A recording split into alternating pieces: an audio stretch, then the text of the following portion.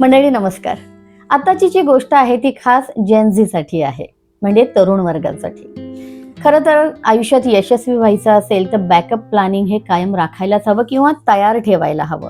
पण कुठेतरी त्या गोष्टीकडे तरुणांचं दुर्लक्ष होतंय असं लक्षात येतंय.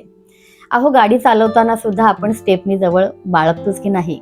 कसं किंवा कशा पद्धतीने हे या गोष्टीतून पाहूया.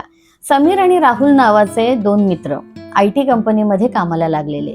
दोघेही एकाच हुद्द्यावर आणि दोघांचंही पेमेंट सारखंच. पण आलेल्या पगाराकडे पाहण्याचा दोघांचा दृष्टिकोन मात्र वेगळा होता. राहुल जो होता तो थोडासा मॉडर्न विचाराचा, म्हणजे अर्थात समीर बॅकवर्ड होता असं मला अजिबात म्हणायचं नाही. पण राहुलचे विचार असे होते की माय लाईफ माय रूल, माझे पैसे मी खर्च करणार. मग तो पगार हातात आल्याबरोबर ब्रँडेड वस्तू घेणार, महागड्या गोष्टी घेणार, हॉटेलिंग मध्ये जाणार, स्वतःवर खर्च करणार. आणि पदरी गाठीला जो आपण पैसा म्हणतो, म्हणजे आपल्या पूर्वजांनी जे सांगितले की 4 पैसे हातात आल्यानंतर एक भविष्यासाठी राखून ठेवावा, हे मात्र त्याच्याच्याने काही होत नव्हतं. आणि दुसऱ्या बाजूला त्याच्याच कंपनीतला त्याचाच मित्र समीर मात्र विचारी होता. हातात पैसा आल्यानंतर तो त्याचे हिस्से करायचा आणि बरोबर नियोजनपूर्वक ते पैसे बाजूला सारायचा, थोडा काटकसरीनेच वागायचा. दोघांमध्ये नेहमी क्लॅशेस व्हायचे की काय रे, एवढा पैसा येतो आणि तू असा का राहतो. तेव्हा तो म्हणायचा की जर गरजा भागतायत कमी किमतीमध्ये किंवा कमी गोष्टींमध्ये तर अनावश्यक खर्च का करा. याच्यावर दोघांचेही वाद व्हायचे, पण यथावकाश त्यांचं दोघांचंही आयुष्य पुढे चाललेलं होतं. 3-4 वर्षानंतर अचानक एक सुनामी आल्यासारखी होते आणि दोघांचेही जॉब जातात.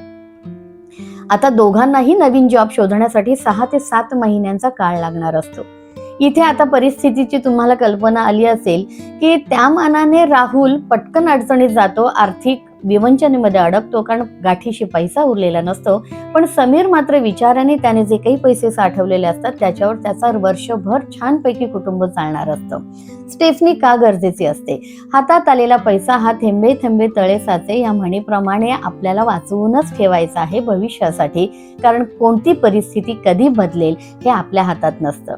मंडळी, ह्या म्हणी ज्या आपल्याला आपल्या पूर्वजांपासून चालत आलेल्या आहेत, सांगत आलेल्या आहेत, त्या म्हणी म्हणजे ज्या वेळेला अनुभवांचा तळ घुसळला जातो तेव्हा वर आलेलं हे नवनीत आहे, जे नवनीत आपल्याला आपल्याला आयुष्याचं सार सांगत असतं.